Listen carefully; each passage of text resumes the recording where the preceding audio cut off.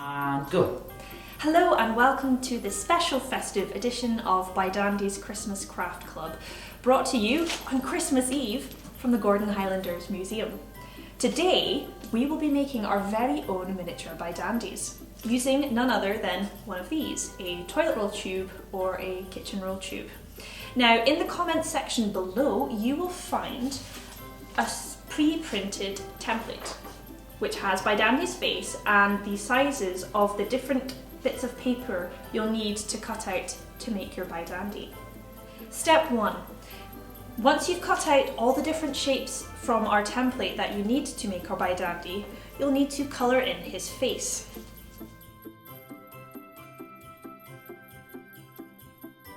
Step 2. Once you've coloured in your Bydandys, you will need to attach his feather bonnet, this lovely wibbly wobbly piece of card, to the band of his Glengarry.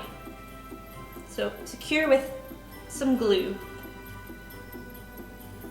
Then take your pipe cleaners and, like we did before for the Rudolph Christmas tree decorations, twist and fold them into a lovely antler shape, like so. You'll need two, because obviously Bydandy has two antlers. And then, using a dab of glue, we're going to attach them to his feather bonnet, so that it'll look almost like his antlers are poking out of the side of his bonnet. Because obviously in the army stores when he was picking out his Glengarry, there wasn't one that already had pre-cut antler holes in them.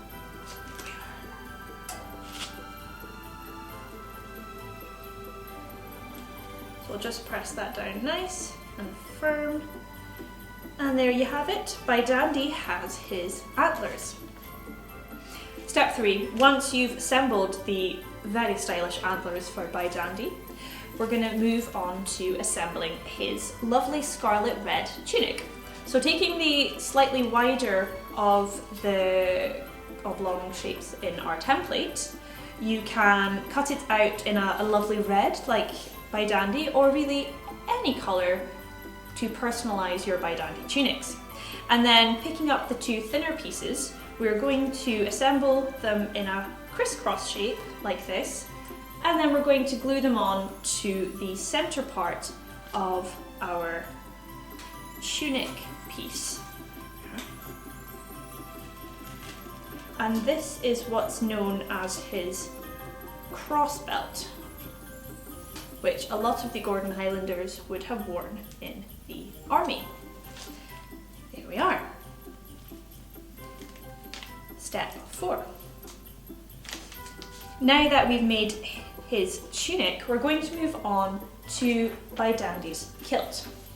Now this is potentially quite a complicated bit, so do feel free to grab a grown-up if they're standing close by, because we're going to be folding this sheet of paper to make what's known as the pleats of his kilt.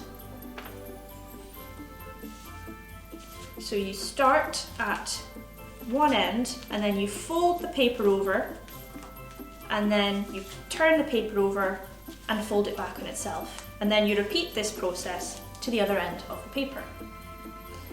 So now that you've folded the kilt and made the lovely zigzaggy bits for the pleats, you can always smooth down one end to make the front piece of the kilt, because the pleats didn't go all the way around the kilt, remember.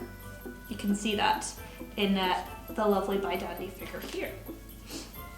Now taking the thinner strip with some black paper, or maybe even some brown paper, we're going to stick this onto the bottom of our tube to make Bydandy's very smart, polished military boots that he wears.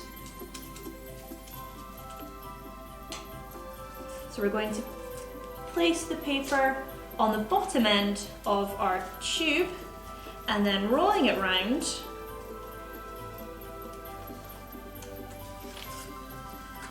just like that.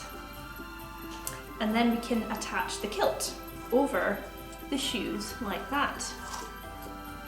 So if you take the top end of the kilt and then pinch the top part down flat, you can wrap the kilt all the way around the tube so that it sticks out at an angle and it looks like a kilt.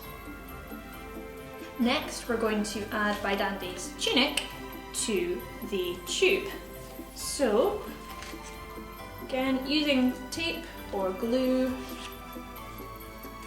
or a stapler if that's what you have, we're going to wrap the tunic around the top part here, trying to keep the crisscross bit towards the front. Just like that. Next, we are going to make Bydandy's arms. So, using a pipe cleaner cut to the length you'd like his arms to be, you can make them long, stretchy arms, or you can make them shorter arms. It's up to yourself.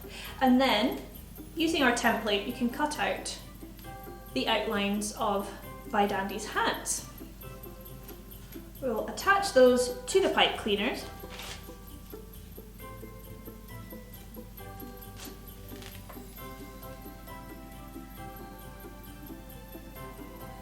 Press it down nice and firm. And then the second hand onto his pipe cleaner.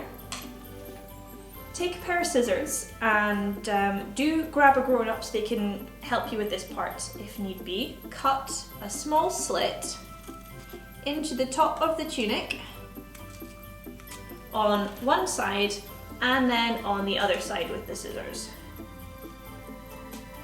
Cut down into the tube, and that is where we can add in our arms. So taking one at a time, bend the end just slightly and then slot it in place. Then Bydandy will have a very fetching pair of arms.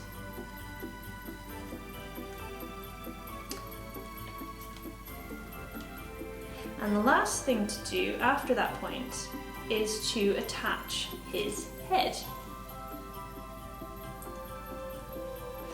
To do that, if you take your cutout with the pipe cleaners, and then if you can find a strip of card or a lollipop stick or anything that looks like it might be strong and sturdy, you could even use a paper clip. With a bit of sticky tape, you put that on the back to stick your bit of cardboard or your lollipop stick onto the back of his head, and that is what we will use to attach his head to his body, because we just slot the stick in with a little bit of sticky tape on the back, and that means it'll stay in place nice and securely and it won't slide away anywhere else.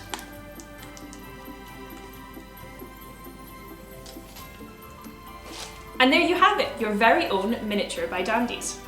I think these guys look pretty cool, but I wonder what the real Bydandy would have to say about his miniature counterparts. Hi Bydandy! What do you think about these little fellows right here? They are pretty cool, aren't they?